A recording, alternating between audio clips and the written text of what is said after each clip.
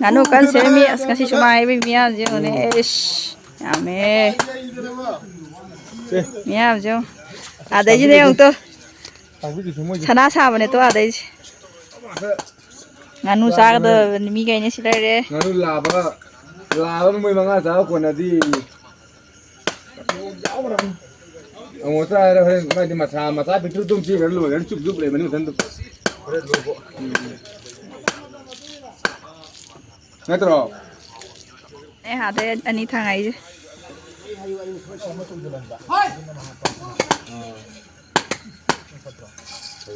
mai thok tak ta re lấy cái gì lôi lôi wow nganu xem bớt xí lôi là cái này đấy giảm ấy chỉ tiền lâu sang năm rồi nữa xem em để ghi alu chút xíu đây đấy sau đó moro cái nó tây để thùng bagi dah mua chơi ra cái sau đó mấy cái nó học đi cái pujari xí lấy chắc là nè Sina lôi xe lại nhang chứ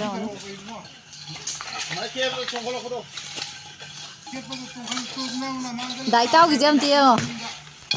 lại vật tới cái tốt lại cả hộp rồi chẳng ăn đây gì sao mà nè chẳng ăn đây gì cái này cái này mami cắt treo gì đang tốt na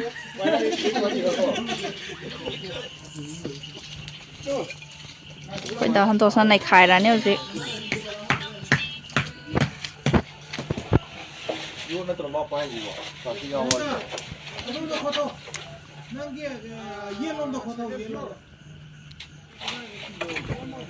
Sai khu gì à đấy khâu ấy cái đâu gì khâu sao cái này nè làm nó tàu rồi gì tàu gì cái gì cơ mà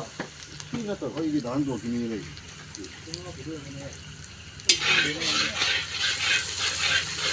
cái tàu khai man thì mà sahih cái gì câu đấy coi thì cái ra cả tàu đi cái gì làm tàu gì sahih phá ra vậy phá đấy phá u thì tàu cái ra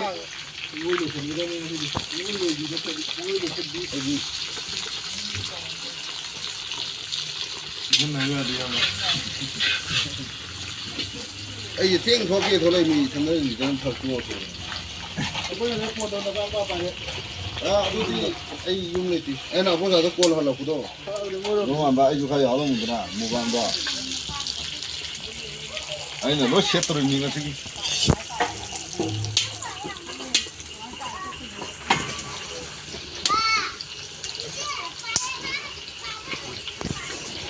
thao ngọc chấp bạc खाबाय लाक्सारे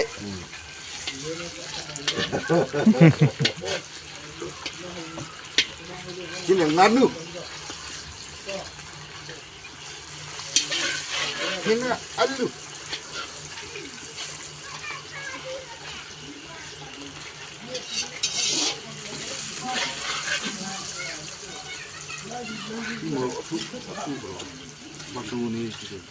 moro so basile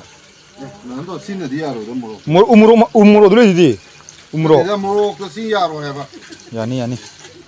야로 야로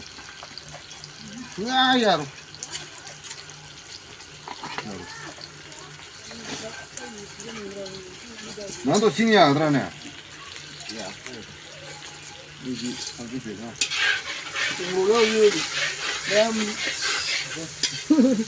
뭐로 교대가 moro lamjen thana ne je 뭐라고 했냐고 뭐로 이게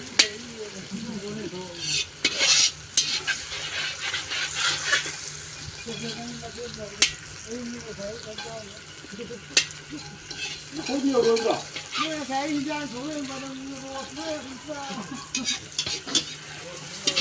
manam na puk thalo ara thwa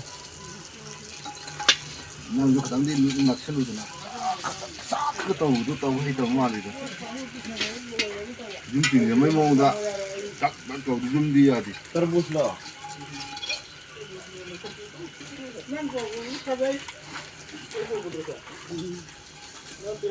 와 저기 뭐 아니야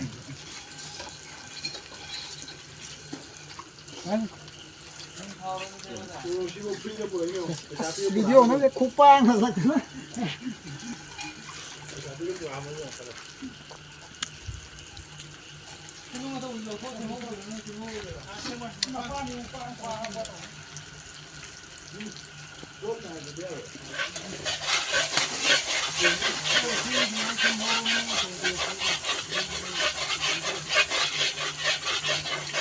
와 기계 까니까 나 이거 미디엄 하나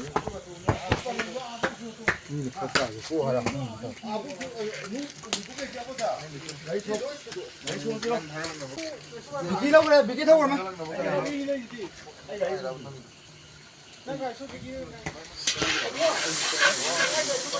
बिकी लोग रहेगा ओचबी नहीं guys नहीं बिकी लोग तो चल करो 카 락사바 회전 잡아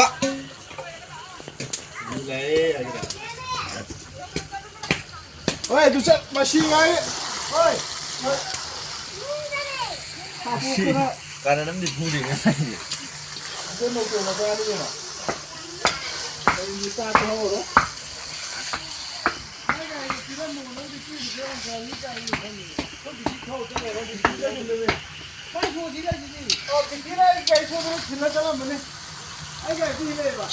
야야비라 난가 높이로 안쪽으로 야외 안쪽으로 타고 다니는 난가 높이 다니는 나이가 있노 나 이제 거니나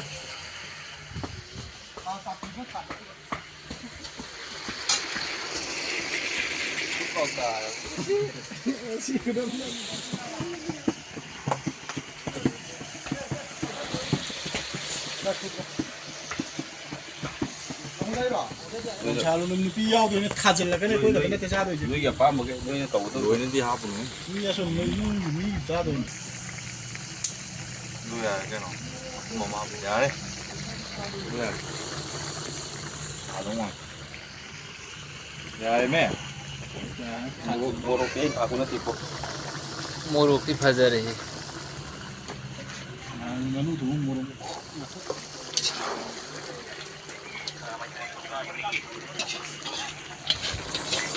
나랑 우리 강욱이 애기 강욱이 사이다 보여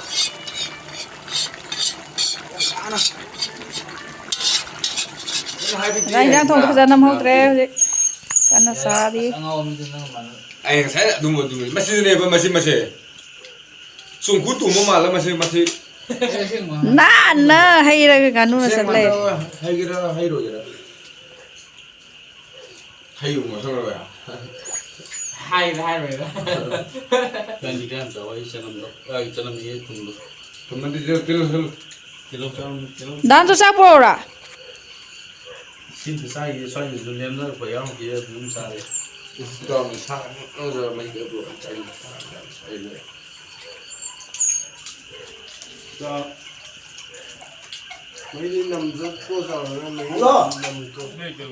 mà có một cái đâu có tổ cho đó nó thế y ăn cho ba lô nó cái nó nó đi làm cái bệnh này